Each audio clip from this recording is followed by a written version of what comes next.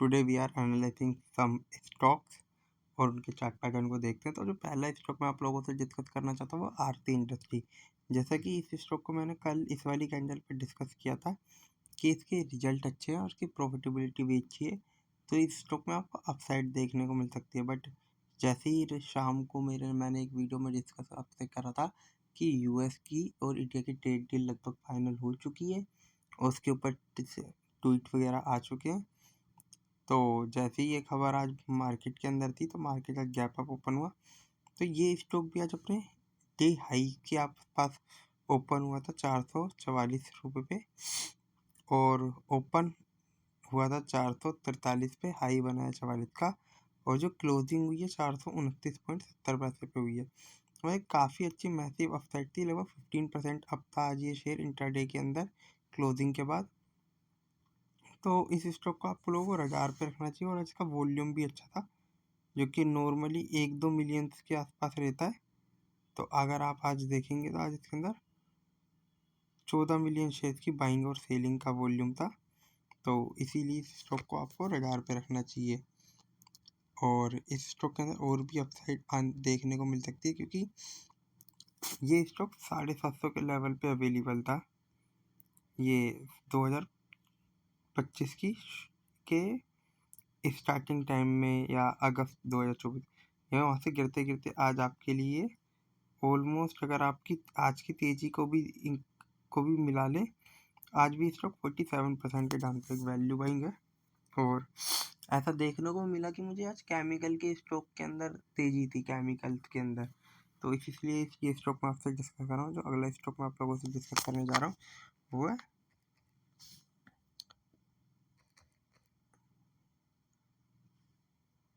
अपार इंडस्ट्री। अगर आप इस स्टॉक को भी देखेंगे तो ये स्टॉक लगातार कंटिन्यूसली कुछ दिनों से मतलब एक गेनिंग उसमें चल रहा है। यहाँ पे ये देखिए, ये कुछ ही कैंडल्स के अंदर अच्छा खासा गेन दे चुका है। अरे ये इसको इस वाले प्राइस पे देखते हैं, ठीक है। ये यहाँ से अगर हम देखें तो ये 40% की तेज़ी दे चुका है, अगर आप देखें तो 7 ही ट्रेडिंग सेशन के अंदर। और ये स्टॉक अपनी नेकलाइन के यहाँ के ब्रेकआउट के आसपास है। अब यहाँ से इसमें एक तेज़ी आने की उम्मीद है और ये स्टॉक अपने ऑल टाइम हाई को भी ब्रेक करके ऊपर के लेवल को जा सकता है। तो इस स्टॉक को आपको रडार पर रखना चाहिए। और अगर आप इस स्टॉक के अंदर अगर आज वॉल्यूम देखें तो वो भी अच्छा खासा हाई था, तो इसीलिए इस स्टॉक को आपको अपने रडार पर रखना चाहिए और इसको एनालाइज करना चाहिए। अपार इंडस्ट्री को। और जो अगला स्टॉक मैं आप लोगों से डिस्कस करूँगा वो है वारे एनर्जी।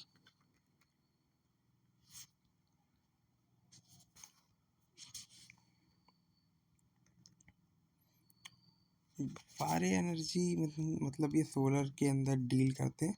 तो अगर आप ये स्टॉक को देखेंगे तो ये स्टॉक अपने ऑल टाइम हाई मतलब 4000 के लेवल से ये गिरते गिरते आज आपको 3100 के लेवल पे मिल रहा है। और इस स्टॉक के अंदर भी वही है, ट्रेड डील का इनका बेनिफिट होता हुआ देखने को मिल सकता है। 8 मिलियन शेयर की बाइंग एंड सेलिंग थी आज के दिन और ये स्टॉक जो ओपन हुआ था 3067 के भाव पे हुआ था और अपना 3195 का हाई बनाता है और स्टॉक 10 to 11% अपसाइड पे जाके क्लोज होता है आज के दिन।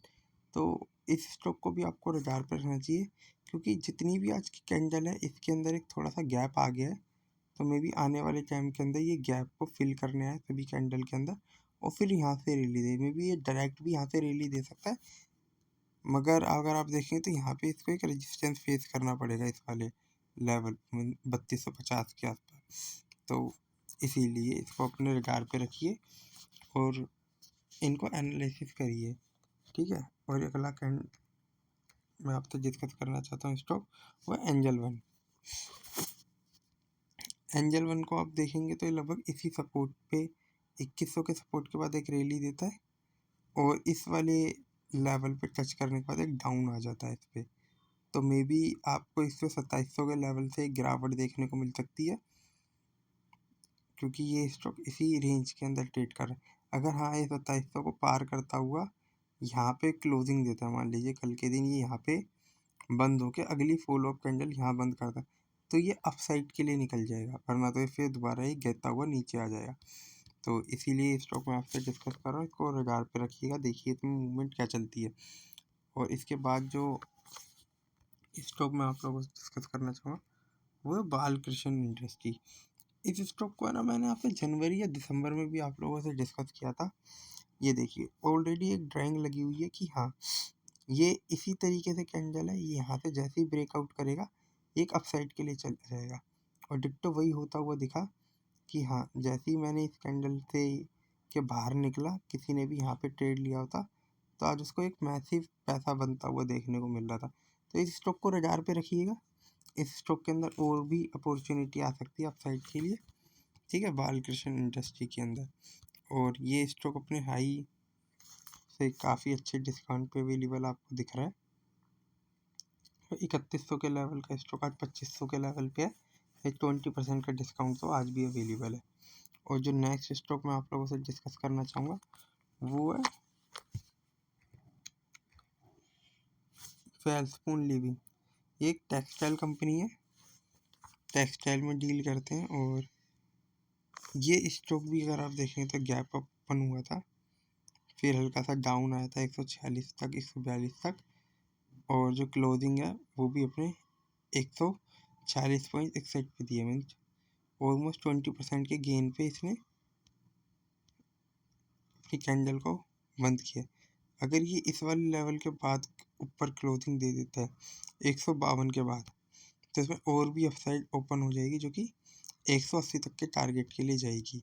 और इसके ऑल टाइम हाई जो है वो 210 के है।